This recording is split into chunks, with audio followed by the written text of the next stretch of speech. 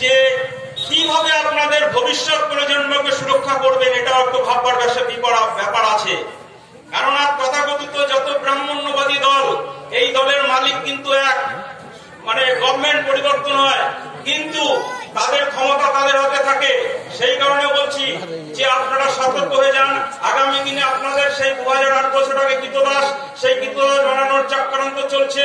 সেই চক্রান্তের বিরুদ্ধে আপনারা যদি এখনই সজাগ না হন, আগামী দিনে কিন্তু আপনারা ভয়াবহ খুব কঠিন পরিস্থিতির মধ্যে আসবেন। কারণ হরিচাঁদ ঠাকুর যেভাবে আমাদের ধর্মটাকে প্রতিষ্ঠা করেছিল বিভিন্ন বাধার মধ্যে দিয়ে, তার সুযোগ্য পুত্র তার মধ্যে বিলীন আমাদের গুরুচাঁদ ঠাকুর আমাদেরকে শিক্ষা, সংস্কৃতি, ধর্ম সমস্ত সুযোগ আমাদেরকে দিয়ে দিয়েছে। আমরা তার জন্য আজকে যতটুকু যা এই সুযোগ সুবিধা আমরা ভোগ করছি। কারণ আমাদের যদি আজ থেকে হাজার হাজার বছর আগে যদি আমরা শিক্ষা পেতাম, সংস্কৃতি পেতাম, চাকরির সুযোগ সুবিধা পেতাম, তাহলে কিন্তু আজকে আমাদের এই জায়গায় থাকতে হতো না।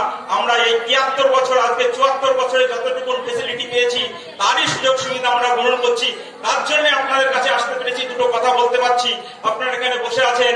সেই কারণে বলছি যে এই ধারণাটাকে আপনাদেরকে, এই সংস্কৃতিটাকে ধরে রাখতে হবে।